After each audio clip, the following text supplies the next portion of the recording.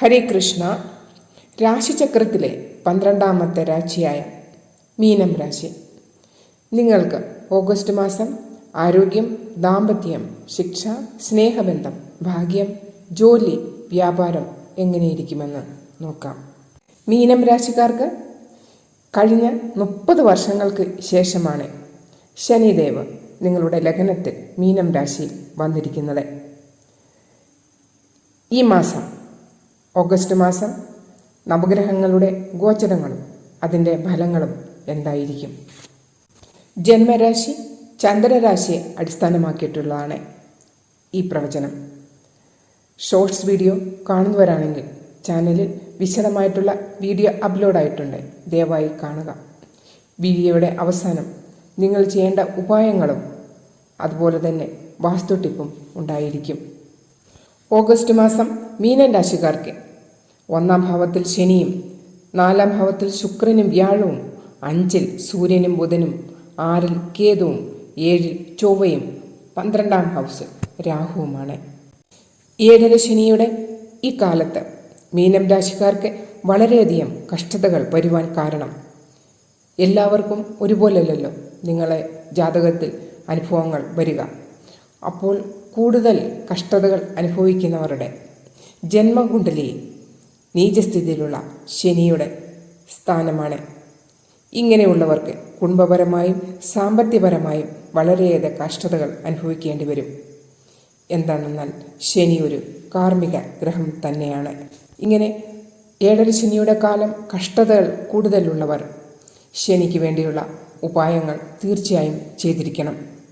August മാസം നിങ്ങൾക്ക് ആരോഗ്യപരമായി നോക്കിയാൽ കൂടുതൽ പ്രശ്നങ്ങളൊന്നും കാണുന്നില്ല.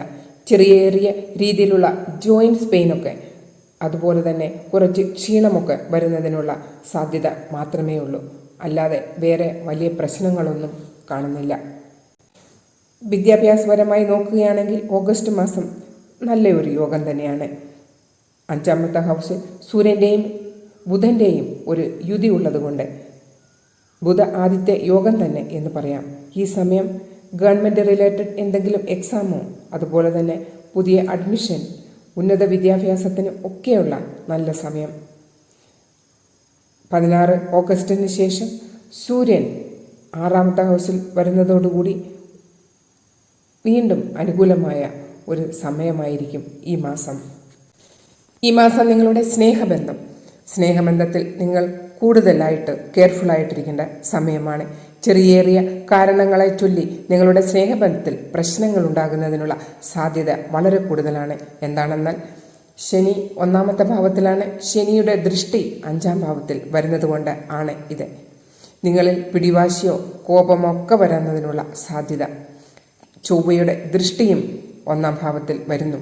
ഇത് കാരണം സ്നേഹബന്ധത്തിൽ തീർച്ചയായും നിങ്ങൾ ജാഗ്രത പാലിക്കേണ്ടത് അത്യാവശ്യമാണ്.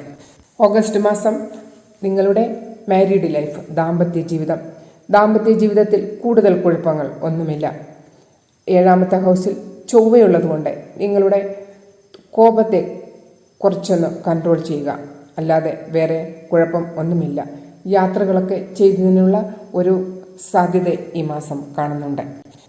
ഭാഗ്യം 9ാമത്തെ ഹൗസിൽ ഭാഗ്യസ്വാമി ചൊവ്വയുടെ ദൃഷ്ടി 1ാം ഭാവത്തിൽ. വളരെ അനുകൂലമായ മാസമാണ് ഇത്.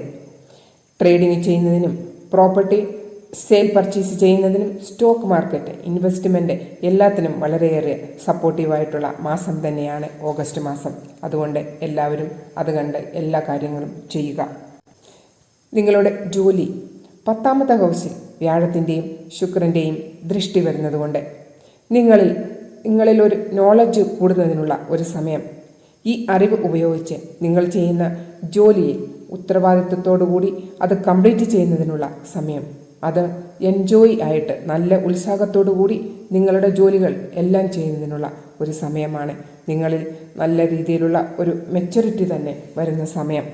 എല്ലാ കാര്യങ്ങളും നല്ല രീതിയിൽ ചെയ്തതെങ്കിലും പോലും നിങ്ങളിലൊരു അസംതൃപ്തി വരുന്നതിനുള്ള സാധ്യതയുണ്ട്. എന്താണെന്നാൽ ശനിയുടെ ദൃഷ്ടി 10ാം ഭാവത്തിൽ വരുന്നതുകൊണ്ട് മാത്രമാണ്.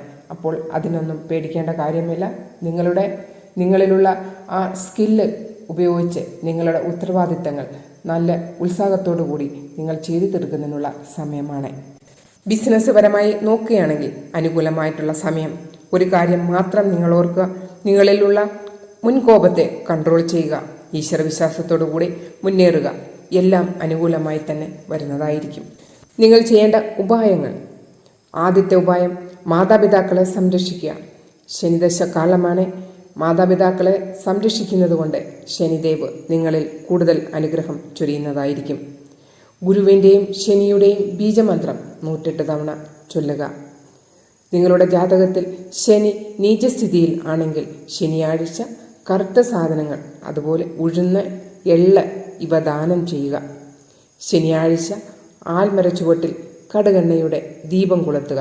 വൈകിട്ട് ഹനുമാൻ ചാലീസ ഡെയിലി പാരായണം ചെയ്യുക. ഉദിച്ചു വരുന്ന സൂര്യന് ജല അർപ്പണം ചെയ്യുക. ഇന്നത്തെ വാസ്തു ടിപ്പ്: വാസ്തു അനുസരിച്ച് നിങ്ങളുടെ വീട്ടിൽ TV വെക്കേണ്ട സ്ഥലം തെക്ക് കിഴക്ക് അല്ലെങ്കിൽ കിഴക്ക് ഭിത്തിയിൽ നിങ്ങൾക്ക് TV വെക്കാവുന്നതാണ്. അതുപോലെ തന്നെ ഫ്രിഡ്ജ് വെക്കേണ്ട സ്ഥലം തെക്ക് കിഴക്ക്. അത് തെക്ക് കിഴക്ക് സ്ഥലം ഇല്ലെങ്കിൽ തെക്ക് പടിഞ്ഞാറ് നിങ്ങൾക്ക് വെക്കാവുന്നതാണ്. ഒരിക്കലും ഈശാന കോണിൽ, അതായത് വടക്ക് കിഴക്ക് കോർണറിൽ വെക്കാൻ പാടുള്ളതല്ല. അപ്പോൾ ഇന്നത്തെ വീഡിയോ ഇത്രമേ ഉള്ളൂ. വീഡിയോ ഇഷ്ടമാവുകയാണെങ്കിൽ നിങ്ങൾ ലൈക്ക് ചെയ്യുക, കമൻ്റ് ഇടുക. ആദ്യമായിട്ട് കാണുന്നവരാണെങ്കിൽ ചാനൽ സബ്സ്ക്രൈബ് ചെയ്യുക. ഹരികൃഷ്ണ സർവം രാധാകൃഷ്ണ അർപ്പണമസ്തു.